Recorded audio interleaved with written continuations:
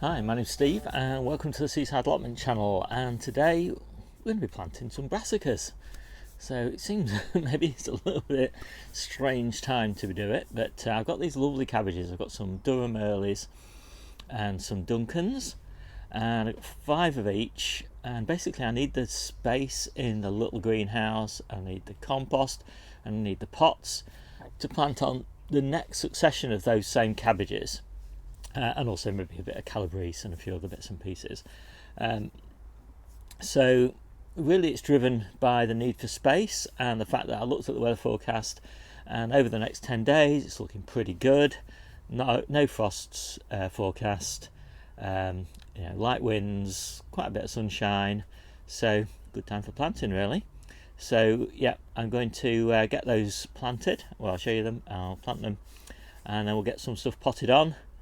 And it's always nice to get stuff in the ground. I hate it when I've got a bed that's empty. So these are the plants that I'm going to pop in. So these are Durham Early, batch 445. So I'll put up on an overlay of the video when I actually sowed those. And I'm going to put 5 in each one of these beds. They grow pretty big. And I've got another 5 over there of the Duncans. So yeah, I'm pretty pleased. Now you might notice a little bit of mould on some of these outer leaves, and that's the trouble when you keep them indoors for too long really, without quite enough ventilation. So I'll probably take these slightly mouldy leaves off. The cabbage should thrive once they're outside, and I'm going to put some fleece over the top of this bed to give them a bit of extra warmth and protection from any wind while they transition to the outside environment. But they should be pretty hardy, so I've got high hopes, and if not, I've always got another succession coming along behind. So let's get these in the ground. So I should just say how I prepare the ground. So this had radicchio, these 2 beds had radicchio in them. I've just finished harvesting those, so they're going to go in the salad mixes for the rest of the week. And so cleared the ground, laid down a handful of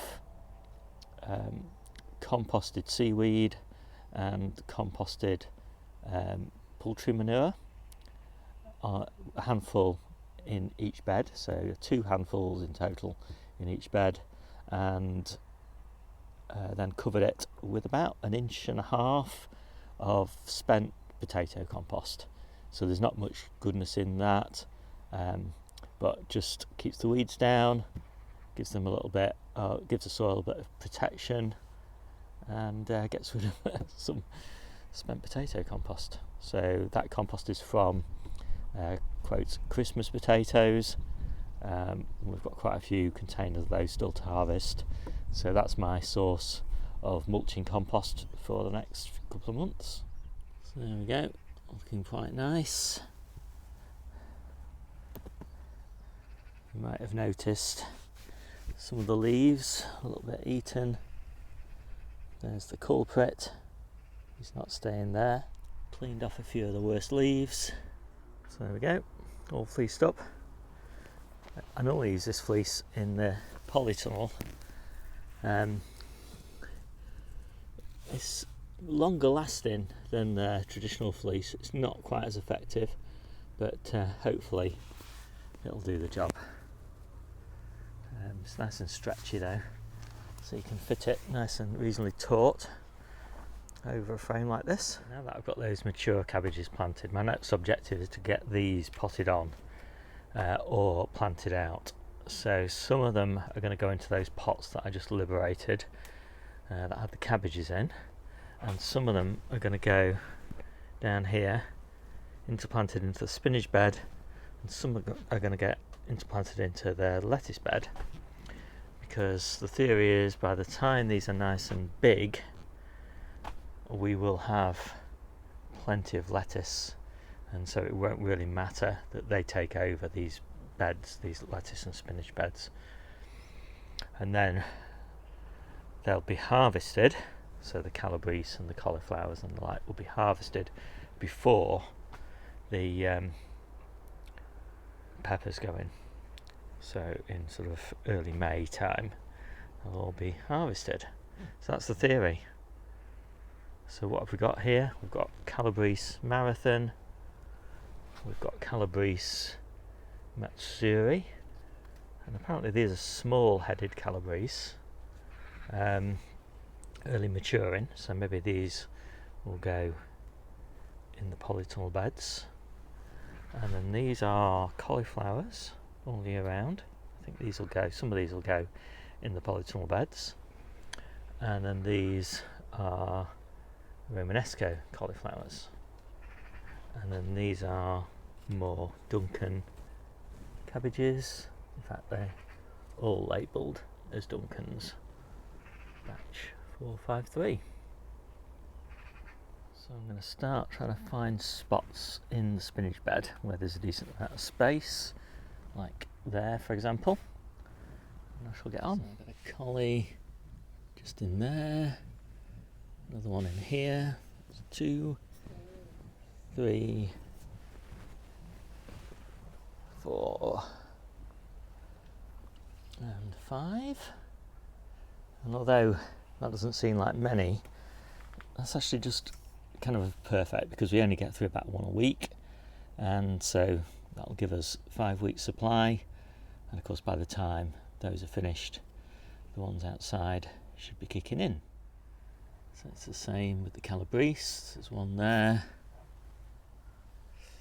one here, 2, 3, 4, 5. And that really does make a nice supplement to the diet. And amazingly, they do grow fairly successfully, even though they are underneath this trestle table. And this trestle table will actually be full of seedling trays by the time they're harvesting. And they do take up a lot of space. They grow pretty giant under there.